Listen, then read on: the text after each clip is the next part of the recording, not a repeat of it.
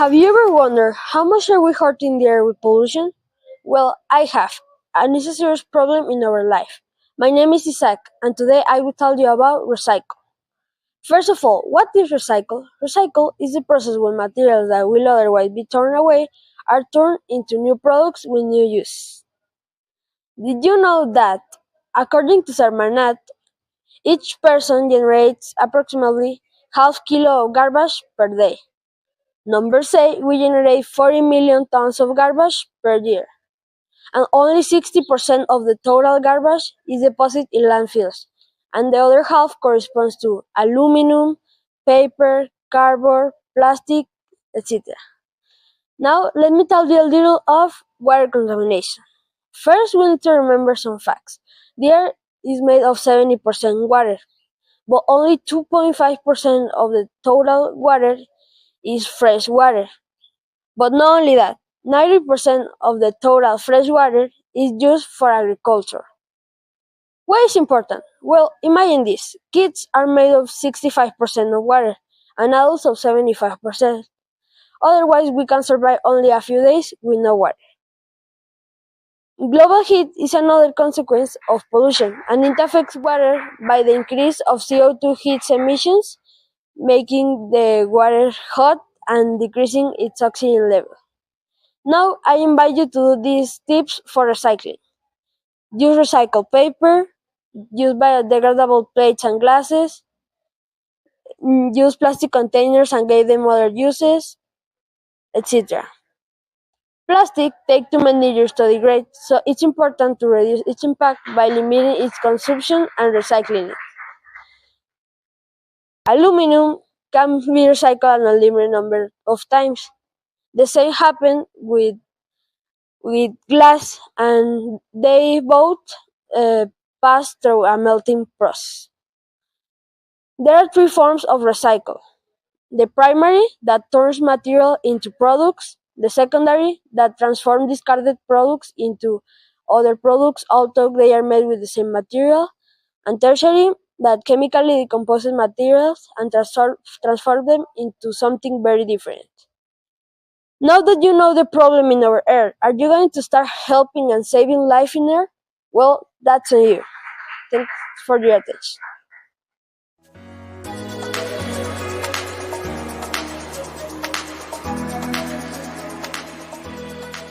According to the BBC World Service, from the 7.6 billion of people, 2.2 had helped strangers, 1.4 had made a monetary donation, and 1 billion had volunteered. Hi, my name is Barbara Berlanga from Villa Educativa de Santillo, and I'm going to talk you about being generous. In the next minutes, I'm going to talk about being generous helps to our world, why it's important to being generous, what do you get by being generous? Generosity not only benefits the one that receives, also fills the giver with a big satisfaction, because this is a human connection. The one that decides to contribute a house finds a big happiness and the purpose to meet their needs. This virtuous circle of giving is completed by fostering communities involved in common issues, united and collaborative. Because this is a multiplier process. By setting an example for you and your family, you invite others to join and multiply the good effect for the world. This is important because if you are generous, you can reduce anxiety, depression, and make you more happy, according to the ONG studies. The one that decides to contribute to cause finds a big happiness, and the one that receives person or social cause is knows that they have done their purpose. We're all in process. For some people, being generous is easy with time or money. For others, it costs us a little more. Because the important thing in the life is not where you are, it's where you are going. Generosity didn't mean to share material things. It means to share your things from your heart. Because and also you can share feelings, good good experiences, and knowledge. Finally, I will tell you 6 things that generous people receive. It helps you to be more generous, invite others to be generous too, um, detach you from things, finds you to find a purpose, and Put your problems in the right place. In conclusion, I invite you to be more generous, not for the benefits that it gave you, but also because it's what our world needs. Generosity is doing something for someone who'll never find it out. Michael Jason.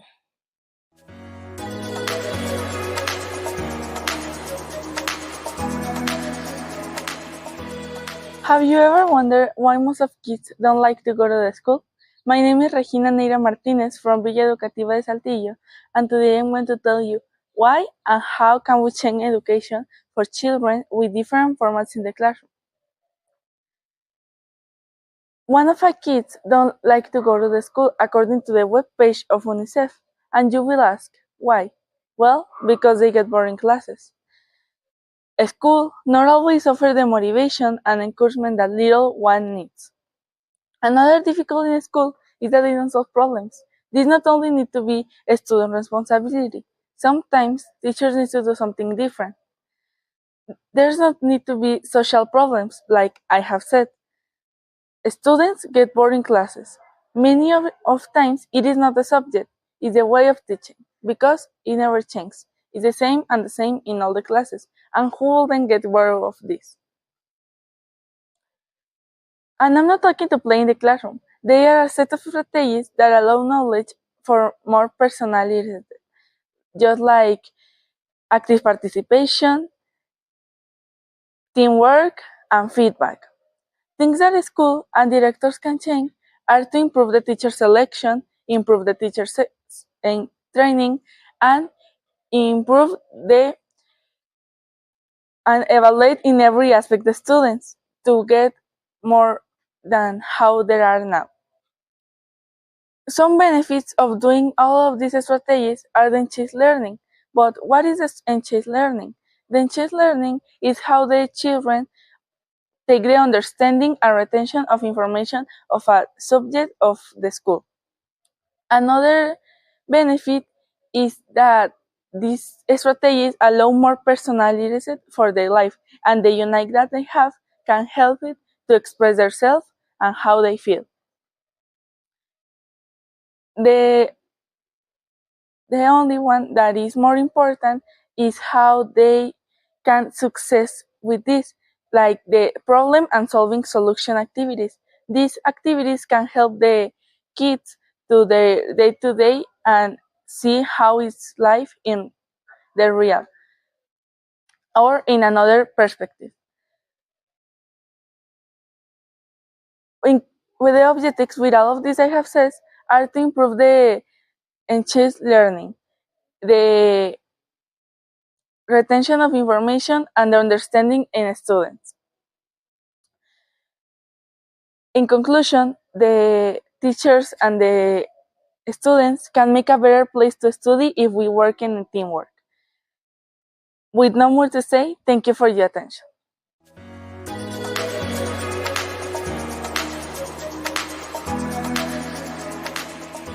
Do you know there are many animals that need our help? There are over 1 million animals that get lost per year. An animal shelter is a facility that serves as a shelter for homeless, lost, or abandoned animals, mostly dogs and cats. However, there are also wild animals in port, exotic or large animals, such as horses, elephants, and snakes. The ideal shelter is a true safe haven for lost animals. It receives adequate funding from the jurisdiction and no animal knowing, given to a laboratory ward dog company or unqualified or cruel guardian. There are many things that happen to the animals after they arrive at a shelter that increase their chance of getting a permanent home. There are also rescue shelters. What is a rescue shelter? A rescue shelter is a refuge, a retreat, or a sanctuary where injured animals are taken now. What happened to the animals that arrive at the shelter? Well, the police of each shelter regarding the number of holding days for the animal, that in, of the animal, and other important things can depend on local laws. There are also public and private shelters, but they are all non-profit organizations. Shelters take certain steps after they accept an animal. Identification. Shelter workers or volunteers will try to look for a tag or a Microchip. If an animal can be identified, it must be held for a certain amount of time before become the property of the shelter. If an animal can be identified, shelter workers will try to contact their owner. Health examination. After an animal gets admitted to a shelter, they must be examined by a vet. This to determine the health of the animal. Vaccination. Animals must be vaccinated to decrease the infections and disease. Most of the shelters do this before putting the animals up for an adoption. Animals must be groomed and bathed. This to look as presentable as they can for the adopters. Behavioral assessments.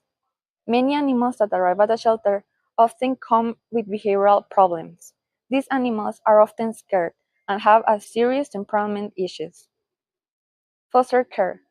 Animals that spend a serious period of time in foster care have better chance of getting adopted later.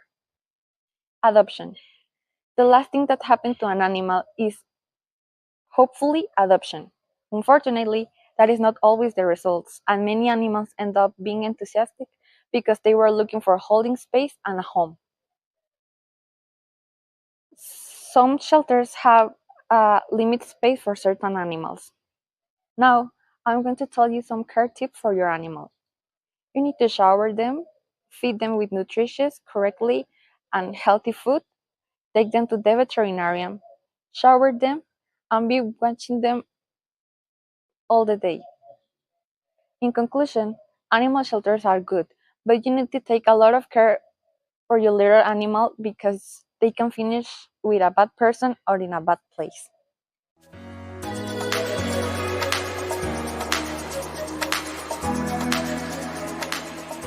Have you ever thought how many animal species are endangered? Hi, today I am going to tell you about join organizations that promote advocates for endangered animal species.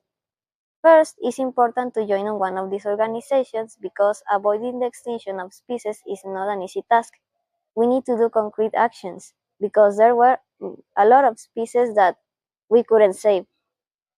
First, these organizations fight to avoid the fragmentation of their habitats. For example, deforestation, persecute and punish illegal hunting and trafficking, create nature reserves, and promote reproduction.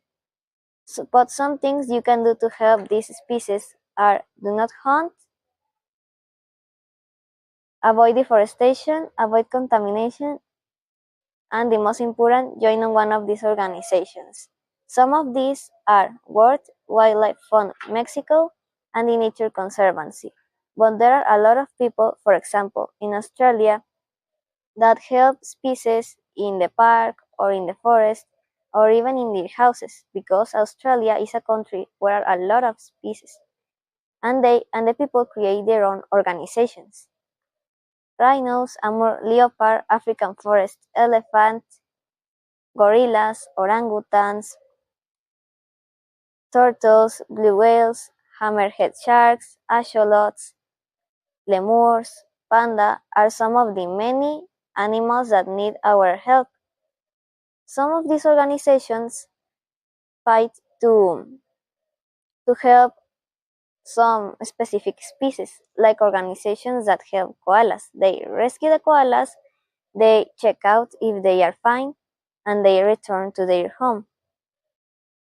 Finally, we learn that there are a lot of species that need our help. Some things you can do to help, like do not hunt.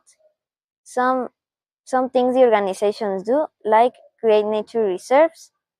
But remember that little actions can save us. So let's.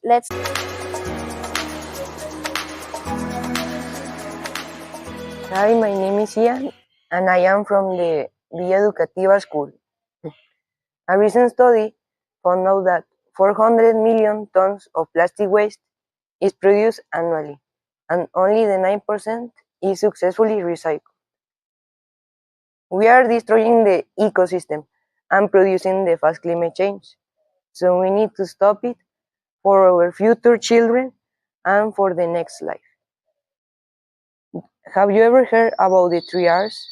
With them, we prevent waste, pollution, flora and fauna extinction, and we promote a better world. But do you know that glaciers are melting?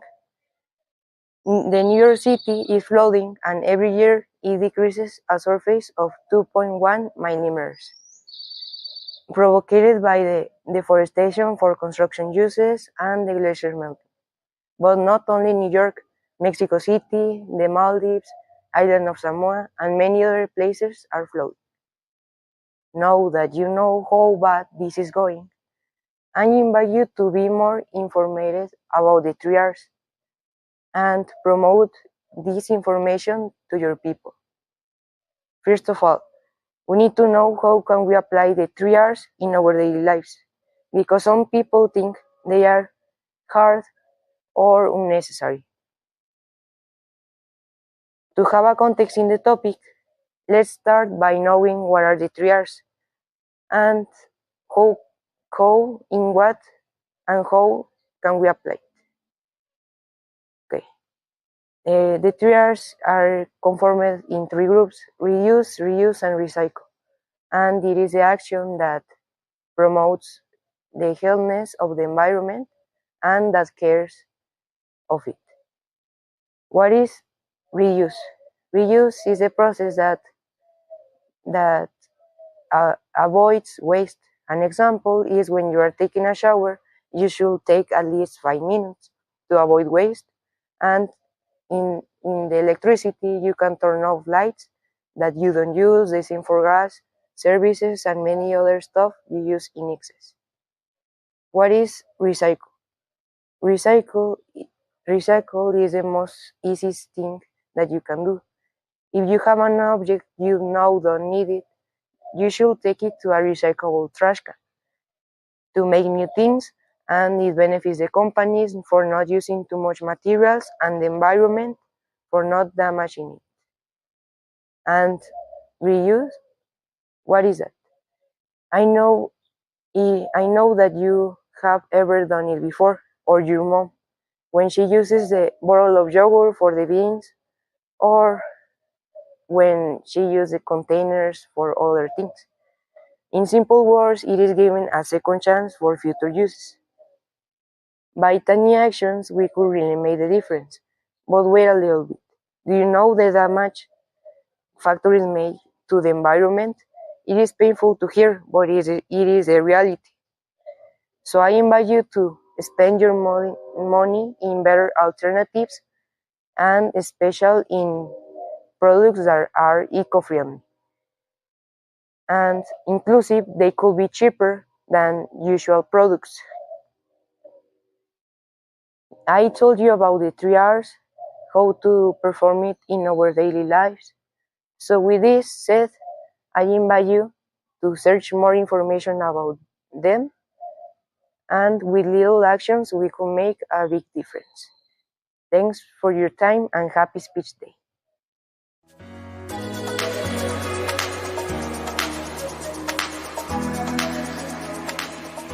Ideas for a better healthcare. Hello, my name is Daniel and I come from the school Villa Educativa of Saltillo. When we think about healthcare, we always think when we have an accident, we always can afford to pay it. But for some people, when they have an accident, they just can't afford to pay it. So how can we solve this, and how can we act to help those in need? To start with, we need to find what's our problem with healthcare. Healthcare for some and in some countries is just not very affordable. So people, when they have an accident or they injure themselves, they just can't afford to pay it. So now we can try to fix this by making healthcare more affordable in certain areas with no cost or very cheap. And we mostly can try to accomplish this by making law reforms on the healthcare system. Now we go to the big question. We can fix this by inspiring the government to make law reforms on the healthcare system. So, how can we make medicine more cheaper? Well, medicine has become a business, and this is a very serious problem because medicine, how I mentioned before, has become a business, and this is because mostly because of the prices of medicine in school, and because it's not very funded by the government. We can try to fix this again by making more affordable medicine schools and trying to make the government to make law reforms on the costs of healthcare. Now we have seen how can we fix this, but how can we make medicine in general more cheaper? When we think about medicine, we may think it's expensive, and it is when it comes to making a new medicine, as it comes around $2,500 billion to make a new medicine. But we can try to use technology to make these prices lower. Now that we have seen how to make medicine more cheaper in general, we can try to see how can we act to make more reforms and try to make accomplish this mission faster. Well, now we can try to donate to associations that improve healthcare worldwide, or we can try to make social protests to make healthcare more cheap in certain areas. What can we change? Sadly, unless we have a lot of influence, we cannot change much. But as I mentioned before, we can mostly try to do social protest or influence others to try to donate. Now we have seen almost everything, but great ideas but little progress.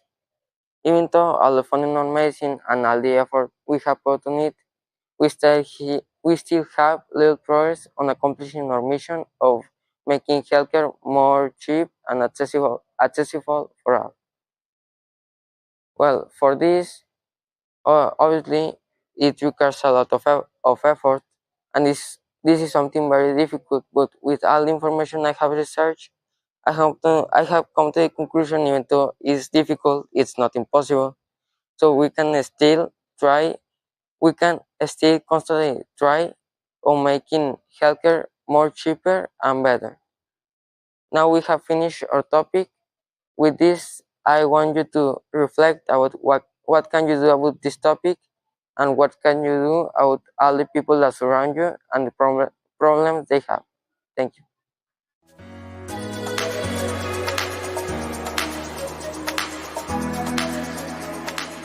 Hello, my name is Fanny Esparza and I'm from Villa Educativa de Saltillo. I'm going to talk about ideas for a better awareness of animal life. Imagine being a puppy with a family and suddenly someone adopts you and gives you all their love. How would you feel? Animals in shelters also need a family like we do. Maybe you don't like the idea of adopting a pet that was in the streets, but not all of them are bad. People leave them when they get bored of them or because of another reason. As a result, those animals can feel useless, their self-esteem can be affected drastically, or they can even have depression. That's why they deserve a second opportunity. Today, I will talk to you about the reasons we should adopt a pet from the shelter. First of all, animals in shelters doesn't receive all the necessary care they need because most of those places are overcrowded. Of course, they eat, drink, sleep, and that kind of things most of the time, but there is something they need and also deserve: love. Even if they are treated kindly, they have to receive love from someone that really means it. Love like the type parents give to their children, love like the one a person receives from a partner or friends. That kind of love includes concern for well-being, health, affection, and, and acceptance, which lead us to the point we give food and even a place to sleep. That's the principal need. It's okay if you prefer to not adopt. It's understandable. But if you also want to help, there are other ways to do it. You can help by suggesting the idea to a person that may be interested. You can help by doing donations, which can be in money or colors in kind, houses, beds, food, plates, and other things. With that, shelters receive extra help with the things they need to offer the animals all the necessary care they need. You can help by volunteering. This is an excellent way to help by cleaning, playing with the animals, or even walk them. You can also help by participating in their sponsorships programs, and you can make sure one animal has all the necessary care it needs. In addition to the fact that when we adopt a pet from the shelter, grateful. It feels grateful and transmits us a feeling of happiness. There are other benefits too. It's already proved that having a pet reduces stress and other heart diseases. It reduces the probabilities of getting colds and having allergies. The odds of having allergies can reduce even a 50% in houses that have pets. It makes you more active. People who have pets are more active than the ones who don't. It strengthens your social life by offering you the opportunity to interact with other persons in your neighborhood, or when we take them to a walk, or when we take them to a pet shop. And it also improves your mood. Animals reduce depression and anxiety feelings by natural way. Now, if we think about it closely, adopting a pet from the shelter isn't a bad idea. You'll be helping the place, and the most important thing, you'll be an animal savior. So, what are you waiting for? Don't hesitate anymore and go help a shelter. There's an animal waiting for you. Thanks.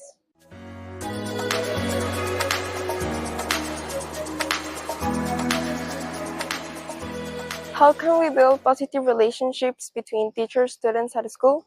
Hello, my name is Denise and I'm from Villa Educativa de Saltillo.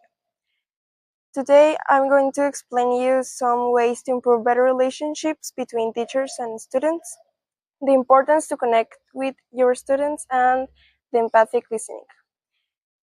First, the importance to connect with your students is that connecting with them is an essential aspect of teaching, as our research has shown that positive teacher-student relationship creates a better learning environment for all students, as it is also crucial to cultivate better relationships for having a better academic and social development.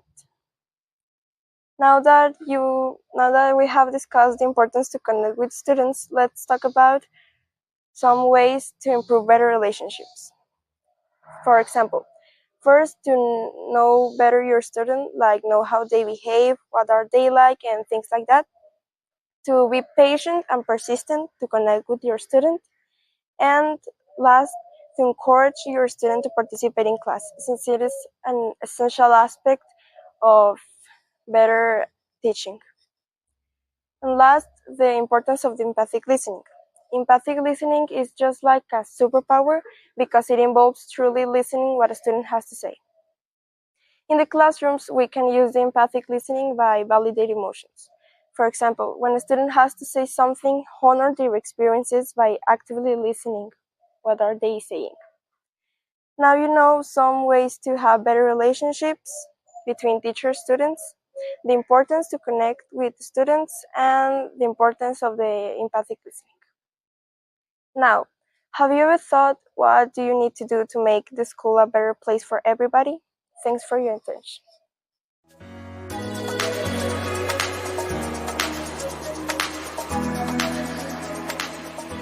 Hi, I'm Azul and I'm from Villa Educativa de Saltillo.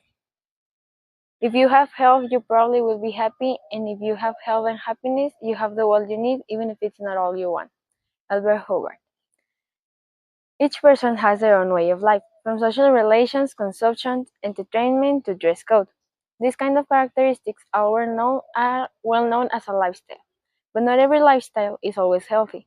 So that's why I would like you to talk about healthy lifestyles, because they are really important and they can also contribute to have a happy life and improve your quality of life. After this speech, you will say that you know a lot about what is a healthy lifestyle, what's important, and some basic habits of it. I want all of you to have information about this and also to try these habits to be healthier and happier. First of all, I can give you some definitions in general. A lifestyle is the way a person lives, and if it's healthy, is a state of complete physical, mental, and social well-being, not merely the absence of disease or illness. Putting together all these points, we can arrive to the conclusion that a lifestyle is the aggregation of the decisions by individuals which affect their health and over which they have control. Another thing is a healthy lifestyle. That is the steps, actions, and strategies one puts in place to achieve optimum health. It is talking about responsibility for your decisions and making smart healthy choices for today and for the future. So now we know what is it, but what are the basic habits, the little choices we make every day that have a lasting impact on your health and on your wellness? The first one that we all know and try it at least one in our lives is have a balanced diet. I'm talking about not to eat a lot of sugar like candies or sweet bread and not to eat a lot of bad calories like the fast foods. And I know that it's hard stop eating these delicious things, especially when we used to eat them every day or most of the days of the week. But you need to know that chronic disease like such as high blood pressure, high cholesterol, obesity and diabetes are incredibly common these days. The key is to incorporate a variety of nutritious foods into your diet and avoid the processed foods. Then we have drink enough water because this helps to prevent dehydration and also think clearly, benefit your mood and support kidney health. The third one is exercising regularly. Even if we don't have the motivation every day to do exercise constantly can help you to build muscle, prevent high blood pressure, keep the heart healthy, and build strengthen bones. And the last one, but not less important, is sleep well, because this allows the body to revitalize, renew, and replenish itself. So I already talked about what is a healthy lifestyle, why it's important, and some basic habits of it. So I invite you just to try some of these habits and investigate more so you can also have your own lifestyle. Thank you.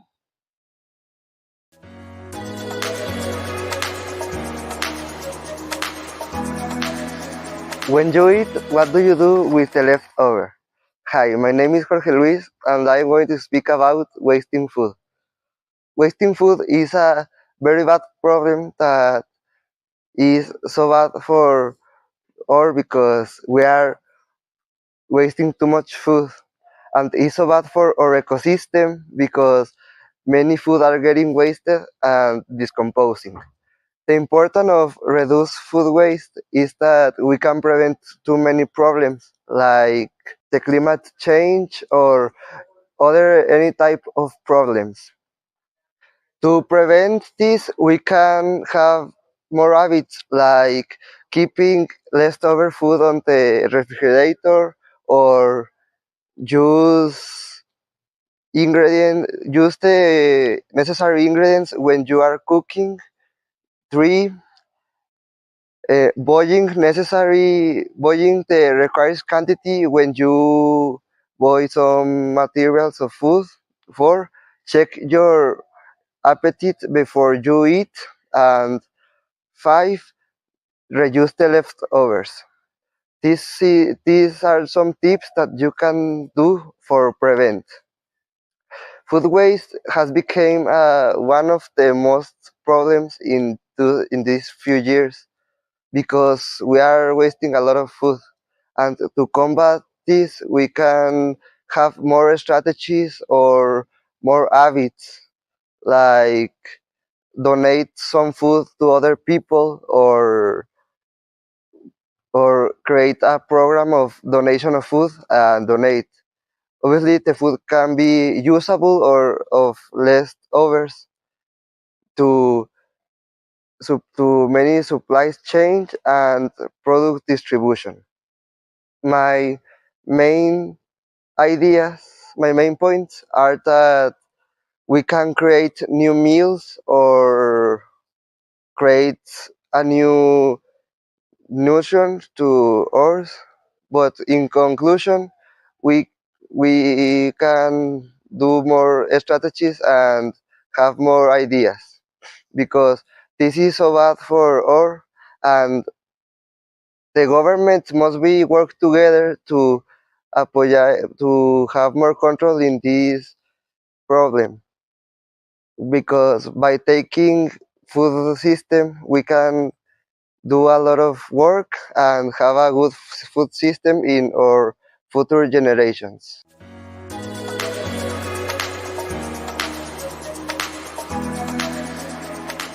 The only way to stay healthy is eat what you don't want, drink what you don't like, and do what you don't want to do. What are the benefits of a good nutrition? There are a lot of benefits that can help people with their life and their health.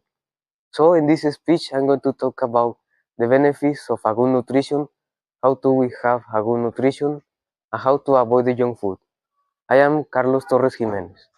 Okay, the benefits of eating healthy for adults are live longer, skip teeth and eyes healthy, support the muscles, and reduce the sickness. Other benefits are strengthen the bones. And for young people, the benefits are have more speed and more strength and be more muscular. For children, there are the same benefits, including the brain development and have a ideal weight according to the height. And the best benefits for adults, children, and young people is to be in the maximum level. This is the best benefit. Eating several times a day. Eating between 5 or 6 meals has numerous benefits for metabolism. And if you only eat 3 times a day, the body secretes more insulin from eating more food and process in a much less optimal way. To have a good nutrition, it have to be complete. It must include all the carbohydrates and the nutrients, all the vitamins that the body needs, and the required sugar for the body. It has to be balanced if you want to do a diet. And for other, you should need 1.5 of water, and it has to be sufficient. It's easy to feel bombarded with information about other things of eating healthy, but good nutrition is about consciously choosing the correct foods. And if you eat the correct foods with family or friends, you can enjoy them and reflect your preference, and you can choose your foods when you want. To have a good nutrition, also you need to avoid the junk food, so you can do this. First, avoid drinking soda, water with sugar, or industrial juices. Have an exercise routine. Always have fruits and vegetables, and prepare fruit water without sugar to refresh yourself. Sleep well. So many times not sleeping well has caused people to feel anxious and at the end eating poorly. Have a good breakfast because it's necessary to always have breakfast. Uh, have exercise routine. Eat 5 meals a day and have a balanced diet. In conclusion, the best benefits of a good nutrition is live longer, be taller and muscular, have a ideal weight, and reduce the sickness. So I invite you to have a good nutrition and eat healthy. A healthy body is a gets is a guest room for the soul. A sick body is a pressure. Thank you.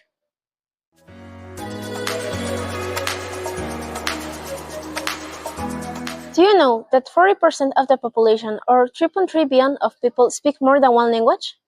According with the major benefits, this is a great forum to open new opportunities, increase the creativity, and help to connect with people from other countries. Every country has their own language. For example, here in Mexico, we speak Spanish, but in Beijing, they speak Mandarin. Around the world, there are a lot of languages, but why do we just speak one language? Today, I'm here to talk to you about the most popular languages, and what are the advantages.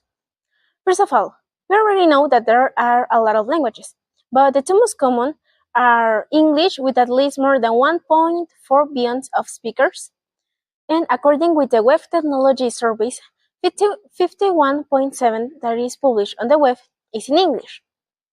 After that are the Mandarin, with at least more than 1.1 billion of speakers. Mandarin isn't exactly a language, but if you want to learn Chinese, can be helpful.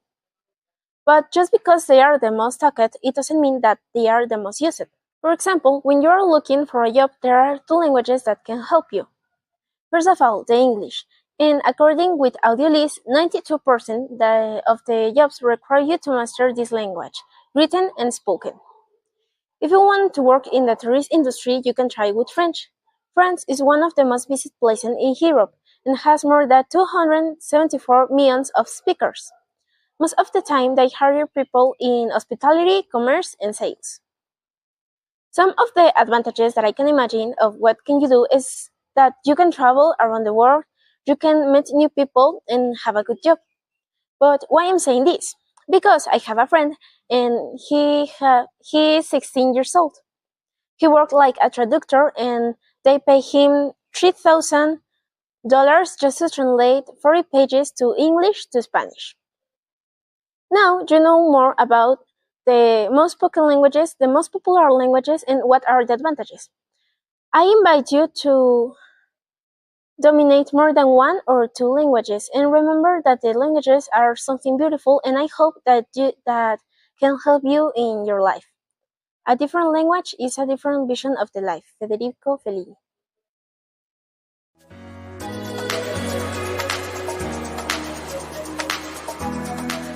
Kindness and empathy in the world.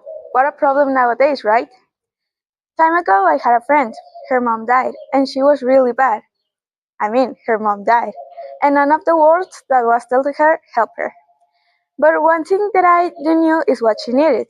The next day, I went to her house, bring her food, and making sure that she ate, and helping her with the things she needed. What I'm trying to tell you here is that people need empathy. People need someone who cares and look after you.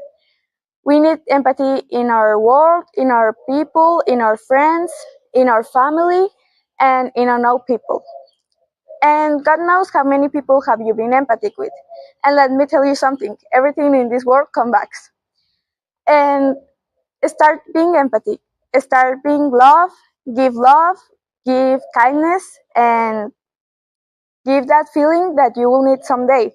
Because you will need that in your lowest feelings, in your bad times, when someone dies, when you lost someone that you cares, you will need that feeling that will support you and look after you in your bad times, in your lowest feelings.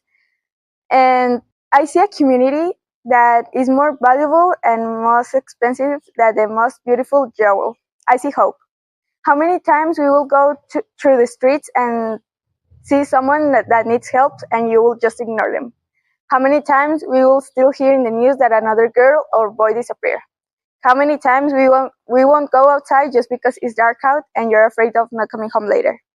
So don't be a saint. No, be the change. And do it right now with you, with your family. We don't know people, but first of all, be it with you. Be the change in the world.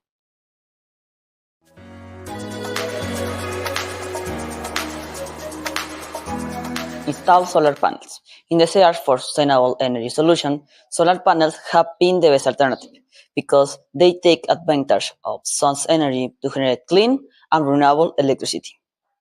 Installing solar panels is necessary to reduce your carbon footprint and reduce your electricity bills. Now, in the next few minutes, I talk about two solar panels. How they work. Solar panels work through an effect called photovoltaic. This causes the panels absorb the energy and generate it, which generate electric current. And invent, whether from a power company, converts this direct current into alternative current. For home use, this electrical current is integrated into home electrical system, and this electric is used for different devices. Why you should use them? There are many benefits to having, to helps, not only to helps against climate change, but by there is also two economic benefits, which to helps in to reduce the cost of electricity, and in some case can increase the value of the property. They help you in to reduce your dependence on fossil fuels and reduce your energy losses. Not only are those benefits present, but by adopting solar technologies and shift towards more activities. Solar panels install is a process that requires great careful and efficient installation. It is highly recommended to hire a professional installer. The first thing to do is evaluate the site and do an analysis the energy needs. And check the local regulation, the numbers of panels. The next thing to do is installing of solar mountain systems. To have, you must know the price. This depends of the country, but by solar panel cost, this depends $16,000, or in some case more than $35,000. The price is depends of the cost of solar panels and the cost of installer. The brighter is the cost of solar panels fell at 15% of the last 10 years. I thought about this because the solar panels technologies is necessary to reduce your carbon footprint.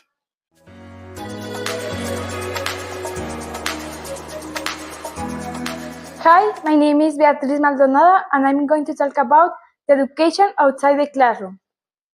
Education is important for all people in every way. Sometimes you think and ask yourself if study will help you all your life, and the answer is yes. Education helps you to improve critical thinking, get a better job, economic growth, and confidence. Sometimes school brings a lot of stress, and stress is relieved within minutes of exposure to nature.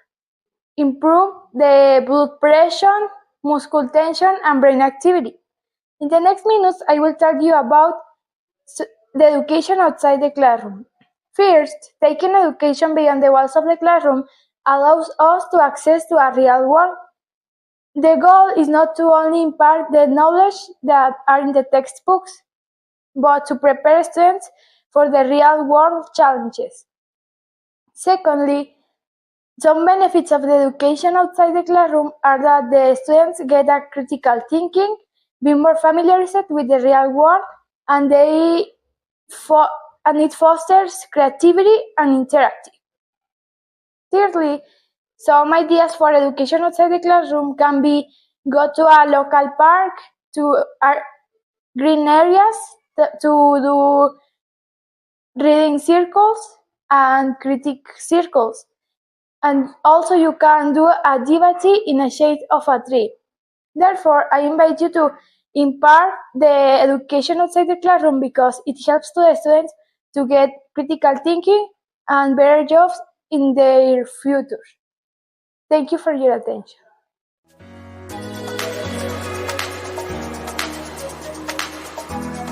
Have you ever felt you were depressed? Heck, maybe even thought that way? Have you ever had a chronic fatigue, felt worthless, guilty, had difficulty in concentrating, insomnia, overslept regularly, a continuous low mood, or sadness? I bet all of you have at least once. But have you ever asked yourself why? Why did you begin to perceive this feeling? Was it news from your doctor saying that you have a chronic illness and you'll die any day now? Was it news from your job saying that you got fired for one of the most stupid reasons in the world? Or was it something else? The thing with depression is that it can't just be caused by any negative situation. One time, back at my primary school, there was a girl that used to think she was depressed because her mom didn't let her go out with her friends. The worst part was, she really thought she was depressed. Literally, every time someone asked her how she was feeling that day, she responded with, "Oh, I'm depressed." What she was really feeling was sorrow. Something that takes me off from some people is that they don't understand the difference between sorrow or depression. Sorrow is, according to the Urban Dictionary, a feeling of deep distress suffered by oneself or others, while depression is very similar to sorrow, but more prolonged and can affect a person's lives in various aspects of it. But as there's depression in our ambience, there are ways to deal with it. Well, not deal with it, get rid of it and improve. One wonderful example would be staying in touch with life. I'd say this is one of the most difficult things to overcome when in depression, because people suffering this tend to view the world in a concerningly pessimistic way. But at the very least, try to stay in touch with friends and family, since that can really help with your emotional status. And trust me, a lot of people felt so much better after speaking to people they know and love. Another good example would be having a daily routine. This could mean doing exercise twice a week, having assigned breakfasts, lunches, and dinners, and even a sleep schedule. Exercise is an amazing choice because if you are one to like socializing and don't have a fear of doing that, you can do this and create social groups, and exercising can be so much more fun than it really is. But doing this won't cure your depression just like that. I mean, it helps, but it just won't get rid of it by doing those simple tasks. So, as it is always required, seek professional help. It's a requirement. You could seek for psychiatrists, psychologists, or licensed professional counselors. All these people can help with your mental health problems or issues you have on your day-to-day basis. Not many people can bring up the courage to speak to someone about their problems, let alone a therapist. I mean, if they can't even speak to someone they know or love about their problems, imagine how hard it would be speaking to a complete stranger. Luckily, there's a solution to that, except it'll take much longer than professional help. And that is writing in a journal. You don't need to be good at writing to do this. Just pour your heart out and turn it into words. Or for the more artistic side, you can create drawings or anything involving your feelings. I'd say this can help a lot of people, and it helps including myself when I feel irritated, ticked off, or almost any feeling that exists. The key to writing or drawing about your feelings or problems or whatever is making sure you know what they are. I mean, you can't draw or write your feelings when you don't even know what they are, right? And studying them seems like such a burdensome job, especially for a time like this. But I recommend just study the problem or emotion or whatever you're feeling or experiencing mentally. Ask yourself why you're feeling this, what caused you to perceive this, and this can help you to feel better knowing the answer why. Helps me too. As time goes on, you will experience a series of emotions. And it's fine, because it's all part of growing up. Of course, some will be stronger than others, lasting more and making days much longer than they really are. But I invite you to try experience those emotions, whether they be positive or negative, in a healthy way, one where you could feel those sensations and get up from any emotion that can bring you down. As I spoke about ways to get rid of your depression in common ways, with professional help or with creating an artistic masterpiece, you can try any of those options out, or even create a new one. Remember, it's all in mind. Don't forget that seeking for assistance isn't a sign of weakness, but a call for help. Thank you.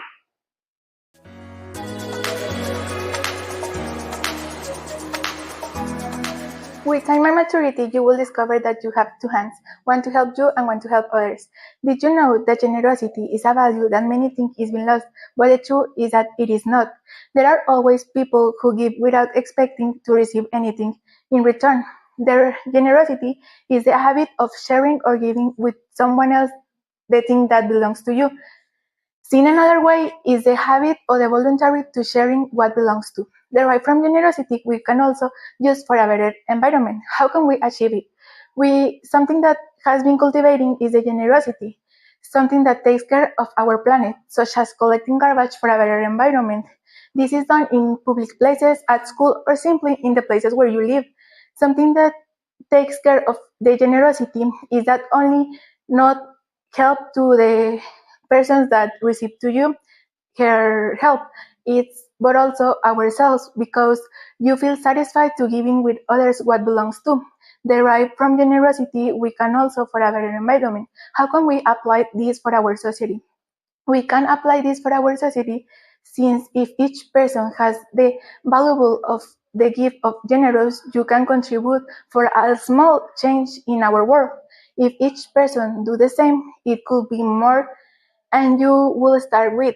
How can we start with? You have many options of doing generosity and connect with the environment. It could be more like options like plant trees, organic products, generate much less pollution, and there are also like plant trees, connect with the nature, reduce your organic or garbage that you produce. If little by little we reduce our pollution, we could make a world of another level. The planet is our home. Let's not turn into a garbage dump.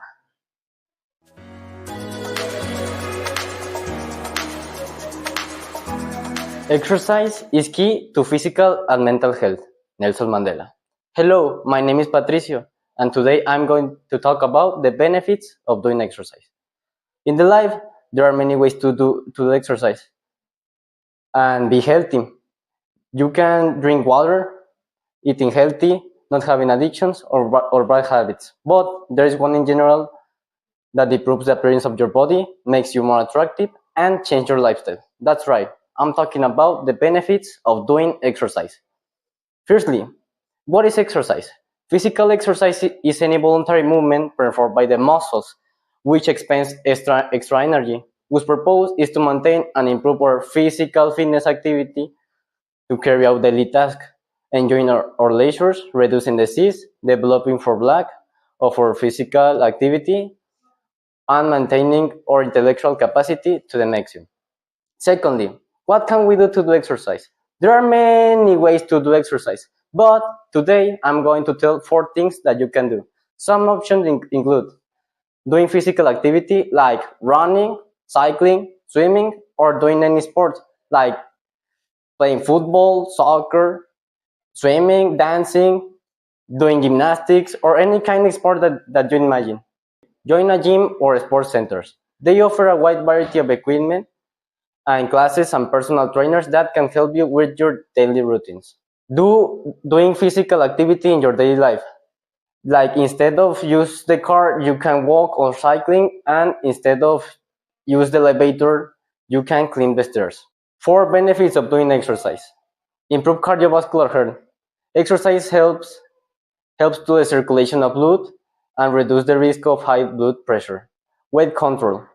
Exercise helps to burn calories and maintain the body healthy. Exercise helps to reduce anxiety, depression, and stress. In addition, it can increase the production of endorphins, chemicals that generate the sensations of well-being, happiness. In conclusion, the benefits of exercise are a lot, and benefits our muscles, your body, your mental health, and your physical activity. And I invite you to do exercise and keep healthy. About the exercise is to start doing. Once you are doing, the hardest thing is to stop doing. Erin Gray.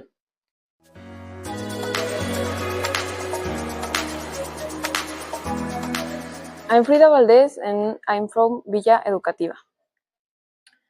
Stop wasting food is a delicious way of saving money. Food waste has numerous implications, including on the economy. If you stop wasting food, you won't just help the people. You will be helping the global economy and our resources like water, land, and energy. If you consider the environmental impact and cost of things like deforestation, soil, erosion, or increased greenhouse gases, the total economic impact is about 3 trillion each year. So, in this essay, I'm going to be talking about the food waste and its implications. First, the nature doesn't waste anything. An example of this is when an animal dies. The microorganisms decompose the organic material to be reabsorbed by the land in form of nutrients. But if you incinerate the food, you stop this cycle. Even if you don't incinerate it, it will still be harmful for the environment, because the food rotting away produces a greenhouse gas called methane that is more potent than CO2 and contributes to climate change. But how can you prevent this? One alternative is to teach children or even adults the consequences of wasting food and how to prevent it. Scientists who study the food waste and how it affects our environment. And I think that instead of throwing away the food, you can just give it to an animal only if it's good for them. The UN assures that by 2026 we will be able to reduce food waste in a 30%. So I invite you to try don't wasting food, because you waste the resources employed by doing that food, like water, land, and energy.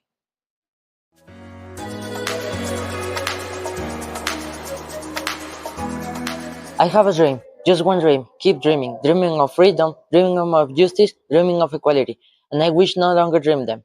Martin Luther King. Hello, my name is Esteban Ariel from Villa Educativa Saltillo, and today, in the next minutes, I'm going to talk about what is racism, what happened to the people that are affected, and what we can do to accept the racial difference. Racism, in various forms, is a poisonous force that infiltrates in communities, in institutes, and workplaces. People who bear them can have physical and physiological changes.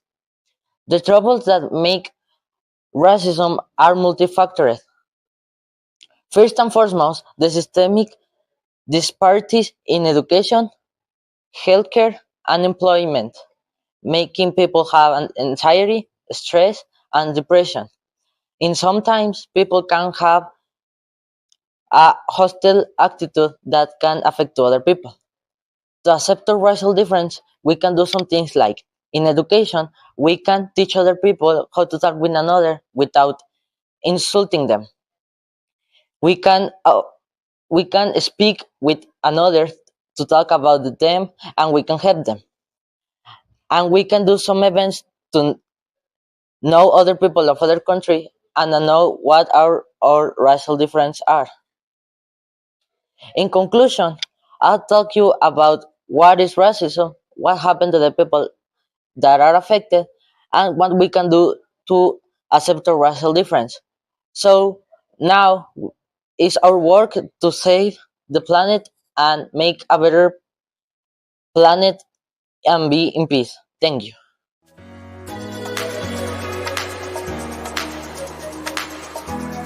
Hi, my name is Jimena Sofia. I'm from the school Villa Educativa Saltillo. So, can you listen to me, make a pause, and think? Have you ever really stopped and see what is going on the mind of someone you call exaggerate? What I mean with that? Well, some persons that can have different behaviors than us. For example, you are dining with a friend and you are talking who will wash the dishes. In someone that can start with a normal conversation can end with someone crying and screaming that it's not fair for that person. But you know what do that happen? Well, it could be a sign of a mental illness. But have you ever heard about that kind of problems? Probably not, because it's not common that in the school or in our house tell about this kind of problems. So let me tell you what a mental illness is, what they can cause, and how to avoid it. According to Mundo Psicólogos Committee, the mental illness refers to mental disorders that can affect the way to think, mood, and behaviors. Most of the time, people manifest this kind of problems time to time, but when it becomes permanent, it can cause stress and can affect the way to function. Many people think that there are small problems that eventually it will disappear, but the truth is that if you don't go to therapy or with a psychologist, you will fall into something called self-harm. But you know what a self-harm is? Well, it's a damage that a person voluntarily provokes without the intention of suicide. It could be compulsive and it's difficult to stop. It's not social accepted and it's compulsive because why would you hurt yourself only for a problems you have? Well, it could be performed in the arms, torso, and in the legs. Some examples of the self-harm include the cuts, the burn, the hair pulling, the scratches, and many more. Having this type of problems is not easy, and I admire the people who can still alive with this type of problems because they need to be strong people that are still alive and they're not trying to suicide. If you can prevent this type of problems or you want to avoid them, there are some examples that you could do to avoid them. Number one, talk with a friend where you are alone or to a familiar, because being alone is something that can put you and can cause you anxiety, and it will be not very comfortable to you. If you have the necessity to hurt yourself, you can do something that can substitute that action. For example, painting with a pen the area that you usually cut, or scratching with an ice cube in the skin. You can find a way to express yourself, like drawing, listening to music, watching TV, or some way to express yourself like a diary. Now that I tell you what a mental illness is, what they can cause, and how to avoid them, I invite you to be more attentive to your surroundings because you never know when a people can can go through a bad time. And if you are the one that got through a bad time, it's not late. Ask for help. You can get it with a familiar, friends, with therapy in the school. There are many ways to help you. Now, let me introduce you a part of a song that was made of all greatest band.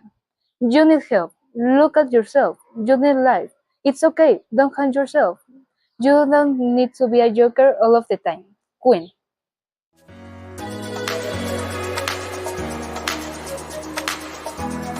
Hi, my name is Renata Ramos and I'm from Villa Educativa de Saltillo. Did you know that 70% of dogs around the world live homeless, abandoned, and in streets? Well, maybe in the first instance, when you want a pet, we usually think about a store or about going to a newborn animal. And if we stop to think about it, having a pet is not just about going to the store. We will see the change.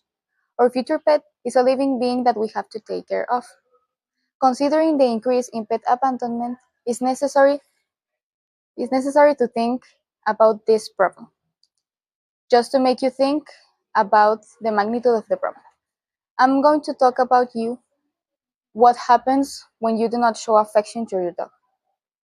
First of all, when you do not show affection to your dog, it can develop other problems such as obesity, anxiety, stress, and frustration. But on the other hand, when you show affection to your dog, it can translate into security and peace of mind for your dog. Also, petting can be ease when the pet is nervous or has spent a lot of time alone. There are many cases of abuse. Many cases of abandonment pets that reach animal shelters are also cases of abuse, some of which are extremely serious. We can also find dogs of all ages, both puppies, adults, or injured animals, and depending on our piece of life, they will be the best companion for us. If, for example, you like to go running, adult or a young pet will be the best companion for you. But on the other hand, when you want tranquility more, perhaps an elderly dog is the best companion for you. Obviously, with fresh and clean water, nutrition, exercise, rest well, and the most important, love for your dog. So, what you should do it? Well, I'm going to give you some reasons to do it.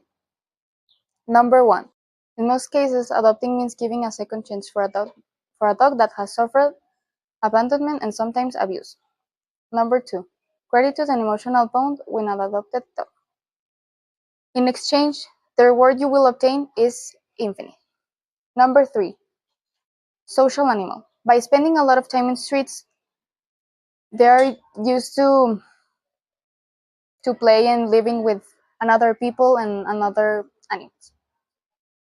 Number four, they're independent. Also, by spending a lot of time in streets, they aren't to depending on someone. So they will ask you for less attention from you. This is good or this is great when you spend a lot of time outside of your house. Adopting is a great way to give a home to pet in need. There are thousands of dogs around the world looking for a forever home. And they are so adorable and so